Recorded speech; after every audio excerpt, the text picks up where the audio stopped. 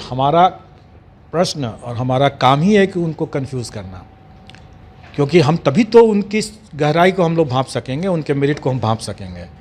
तो ये उम्मीद करना है कि हम प्रश्न जो पूछेंगे वो सीधा साधा क्वेश्चन पूछ देंगे तब तो सभी आंसर दे देंगे। तो अब बात ये उठती है कि अगर हम कंफ्यूजिंग क्वेश्चन पूछेंगे ही पूछेंगे तो उनको क्या करना चाहिए। स्वाभाविक है कि उनको अपना डेप्थ बढ़ाना पड़ेगा। सतही ज्ञान से काम नहीं चलेगा, उनको डेप्थ में जा कर के पढ़ना पड़ेगा। सतही ज्ञान से कभी नहीं चल सकता है। जैसे कुछ बच्चे ऐसे होते हैं जो दरोगा भी दे देते हैं, यूपीएससी भी देते हैं, बीपीएससी भी दे देते हैं, हर एग्ज़ाम देते हैं और फिर सवाल खड़े करते हैं। नहीं, वो स्वाभाविक है कि वो अपने अपने विकल्पों को, अपने ऑप्शंस को मैक्सिमाइज़ करने का कोशिश करते हैं, क्योंकि अगर यहाँ नहीं होगा तो कहीं और होगा, कहीं और होगा। उसमें कोई हर्ज की बात नहीं है। तो हर किसी का अलग होता है, होता ही है, होना ही है, स्टैंडर्ड भी अलग होगा। लेकिन अगर बीपीएससी की, अगर जैसे कंबाइंड सिविल सर्विसेज की परीक्षा या फॉर दैट मैटर कोई भी टेक्निकल परीक्षा को भी अगर आपको करना है तो आपको उसके डेप्थ में जाके करना होगा। ऐसा नहीं कि एकदम क्लियर कट आंसर अगर देना होगा तो अगर आप आसानी से दे सकते हैं तो और भी लोग दे देंगे। तो जब और भी लोग दे देंगे तो फिर आपका कैसे होगा, और लोगों का भी हो जाएगा। इसलिए समझने वाली बात है कि क्वेश्चन हमेशा डिफ़िकल्ट ही आना चाहिए और लोगों का प्रिपरेशन जो है इन डेप्थ होना चाहिए। सतही ज्ञान से फ़ायदा नहीं होगा। अक्सर पारदर्शिता की बात कही जा रही है, तो क्या ये भी एग्ज़ाम ऑनलाइन आप लोग फिर बाद में लीजिएगा, कभी होने की संभावना है? देखिए, भविष्य में तो बहुत कुछ हो सकता है। निकट भविष्य में मैं नहीं समझता हूँ कि हम लोग अभी ऑनलाइन करेंगे, लेकिन भविष्य तो परिवर्तन की बात ही है। हमारे रिसोर्सेज बढ़ेंगे, हमारी चीज़ें बढ़ेंगी, टेक्नोलॉजी बढ़ेगा।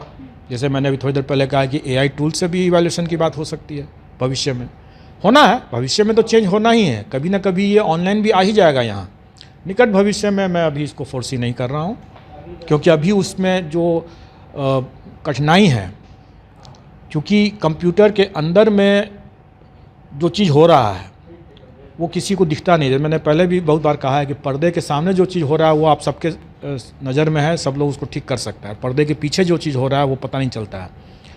और कंप्यूटर के अंदर में क्या सॉफ्टवेयर है और किस तरह से उसको हैक किया गया है, चाहे सॉफ्टवेयर से या हार्डवेयर से, ये पता करना बहुत मुश्किल है। अभी आप लोगों ने एक पेपर में देखा भी होगा, किसी परीक्षा में किसी पेपर में निकला भी था कि कैसे हार्डवेयर को हैक करके, मैनिपुलेट करके वो किया गया था। तो जब तक हम लोग उस लेवल तक नहीं पहुंच जाते हैं तब तक इस तरह की परीक्षा को हम फुल कॉन्फिडेंस के साथ कह सकें कि ऐसा हम कर ही देंगे, ये अभी थोड़ा हमारे लिए प्रीमैच्योर है। सर, तो आदमी भरोसा किस पे करे? ऑफलाइन ऑनलाइन दोनों में तो वही हो रहा है, ऑफलाइन में भी तो लीक हो जा रहा है। देखिए, भरोसा तो आपको इंसान पर ही करना है, क्योंकि जो इंसान जो उसको कर रहा है वही है, वही सबसे महत्वपूर्ण है। ऑनलाइन हो चाहे ऑफलाइन हो, दोनों ही हालत में जो इंसान जिसको कर रहा है वही महत्वपूर्ण है।